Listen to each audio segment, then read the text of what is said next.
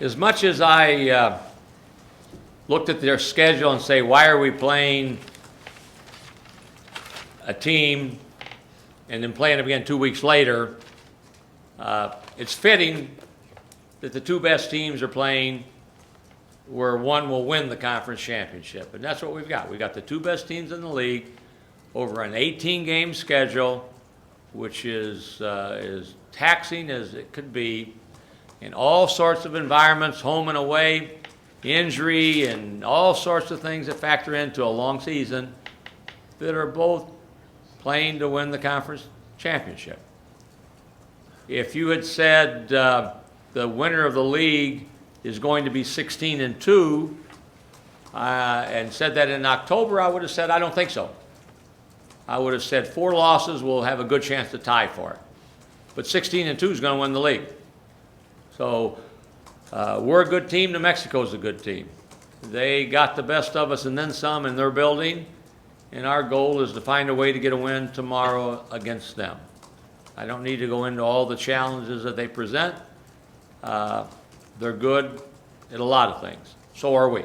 I think the atmosphere will be sensational, per usual, and we're playing for the conference crown. So the incentive and motivation is we want to win a conference championship. We want to hang a banner.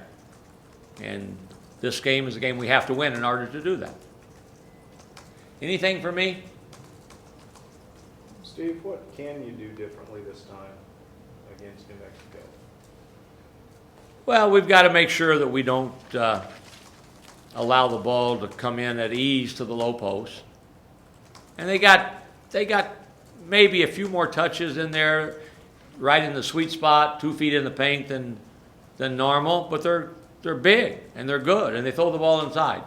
So they're going to get it in some. So we got to try to say, how can we make it harder for them to throw it in? We got to get it to the side before they throw it in. But maybe the most important thing is we can't give them easy baskets. And they got way too many runouts on us in the first game, way too many baskets on live ball turnovers where we would turn it over and nobody can stop you. All of a sudden they're laying it in at the other end off of a turnover. We can't let that happen. And we've been, for the most part this season, pretty good at protecting the ball and not giving up a lot of points because of our own miscues. But we've got to get back when we miss, because they run. They will run the floor. And then compete. You just got to find a way to just dig in and stay with it. Steve, could you say something about the 2 seniors who were up here before, what they've meant to the program, and what your thoughts are going into senior night? On our 2 seniors? Josh Davis is a different kind of a senior. He's a 5th-year senior, 1 year with us. No way are we what we are record-wise without Josh Davis. He came in and gave us the missing ingredient that we did not have. A big body that could guard a variety of spots, a dynamic rebounder, and someone that can score the ball. Probably in that order. So Josh has done so many things for us that don't get shown always in a stat line. Hasn't shot the ball, scored the ball the last couple of games, but he still brings a lot to this team. And we're so appreciative and pleased that he is going to be one of those seniors that will walk out tomorrow for us. Been terrific for us. And Xavier Thames has been here 4 years. 3 years as a player, 1 year in the red shirt transfer. And he epitomizes what you hope every player will do. He's gotten better and better and better. And he is your consummate team player. X is the recognition that X has gotten this year is justified, and we don't do what we've done without his presence on the floor. He can do more than score the ball, but he's been a big-time scorer for us. He's our best on-ball defender. He's our best help defender. He's the consummate team player that allows everybody to say, well, if X is giving it up, I got to give it up too. So I'll have tear in the eye for both of them when they come out, as I know their parents will also. So it'll be a neat emotional moment that hopefully it won't impact trying too hard during the game. One more thing on X, you know, your last 2 point guards, and that's going back now 5 straight years, have been kind of the same personality, you know, lead by example, quieter guys, very calming. How important has that been to your success? Less from their skill set on this court, but just their demeanor. You have to be who you are, and it's hard to change personality. I wish X were more vocal at times, but X is X. He leads in his own way. You have to make him sit out a drill. When I said, I think your legs need a rest, he took offense that I wouldn't let him go in every rep with his group. He does have that ability to stay pretty level and not get too high and up. I mean, he'll occasionally make a 3 signal when he makes a 3, but that's about as demonstrative as you'll see him. He's not afraid to speak his mind. If you could be in our huddles or be in our locker room, he says things, and because he doesn't do a lot of talking, when he talks, everybody listens. And I think with that style of personality, it helps others maintain that equilibrium and not go off the deep end if things go south a little bit. Steve, can you speak to what makes Josh a big man, quote unquote? I mean, he's listed as 6'7" and 6'8". It's not like he's 6'10", but he just goes so hard and it's so important to him in there. Is that how he's able to play inside and be so strong? Josh is a tremendous rebounder, and I think some of that is, a lot of that's will, where he wills himself to go get the ball. He pursues every ball like it's going to be his. Every shot that goes up, he says it's going to be missed and I'm going to go get it. But he has a knack for kind of quickly gravitating to the right area. Sometimes guys run around, but they're never around the ball. And they jump real high, but the ball never finds them. He finds the ball. The ball finds him. I think his,